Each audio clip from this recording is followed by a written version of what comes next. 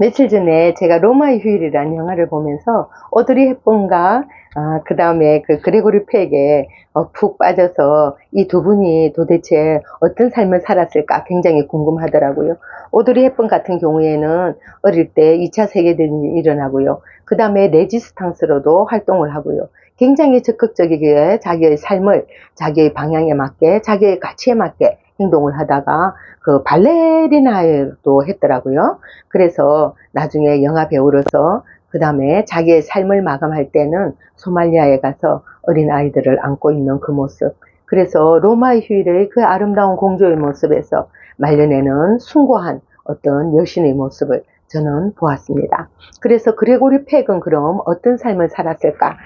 이렇게 보니까 그레고리 팩은 어린 시절에 미국의 캘리포니아 출신이더라고요. 그래서 아버지는 약사였고요. 어머니는 굉장히 활달한 분이셨는데 아버지는 과묵하고 엄마는 활달하면서 서로의 성격이 맞지 않아서 매일매일 싸웠다고 합니다. 그래서 겉으로 볼 때는 쇼윈도 부부처럼 많은 사람들의 어떤 저 부부는 이상적인 부부야 하는데 집에 돌아와서는 끊임없이 싸움을 했기 때문에 그레고리 팩은 어릴 때 너무나 밤이 무서웠다고 합니다. 밤만 되면 아빠와 엄마가 만나면 이 아이는 그 공포 속에서 살았는데 그 외동아들이었고요. 결국 엄마 아빠는 6살이 되었을 때 이혼을 하게 되고요. 이혼을 했을 때 아빠는 아빠의 삶을 찾아간다고 이 아이를 양육하지 않겠다. 엄마는 엄마의 자유스러운 삶을 찾아가기 위해서 이 아이를 양육하지 않겠다. 그래서 이 아이는 6살에 버림받은 그런 아이가 되었습니다. 그때 이 6살이 그것을 알았을까요?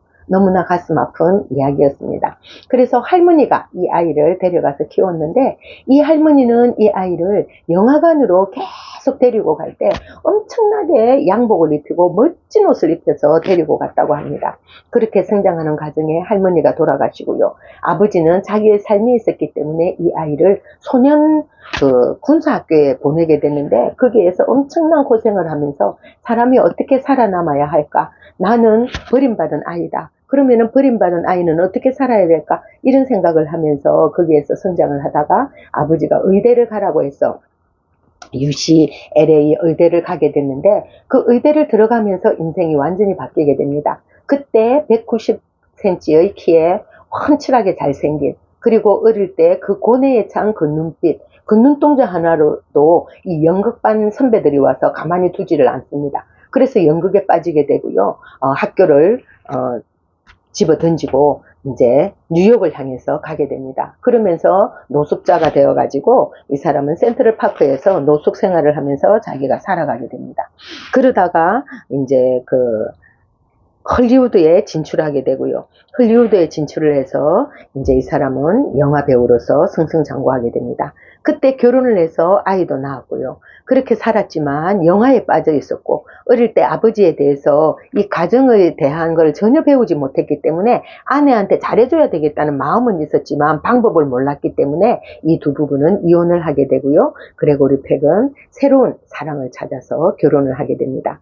이런 상황에서 이분은 굉장히 잘 나가게 될 때 그때 자기의 아들이 30살의 나이로 근총 자살을 하게 됩니다. 이 아이도 똑같이 자기가 부모한테 버림받았을 때 그 다음에 그레고리 팩이 겪었던 모든 것을 겪은 이 아이는 30살에 자기의 삶을 마감하게 되면서 이제 그레고리 팩은 새롭게 자기의 삶을 돌아보게 됩니다.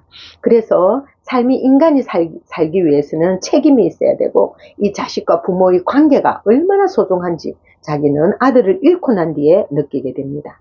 자, 그레고리 팩의 그 명예와 성공을 가진 사람도 삶의 깊은 상실을 겪게 됩니다. 그렇게도 인간은 사랑과 기억 속에서 다시 의미를 찾아가면서 말년에는 많은 사람들에게 공헌하고 이렇게 베푸는 그런 삶을 살다가 간 그레고리 팩입니다. 품격 있는 배우 그레고리 팩 이야기였습니다. 감사합니다.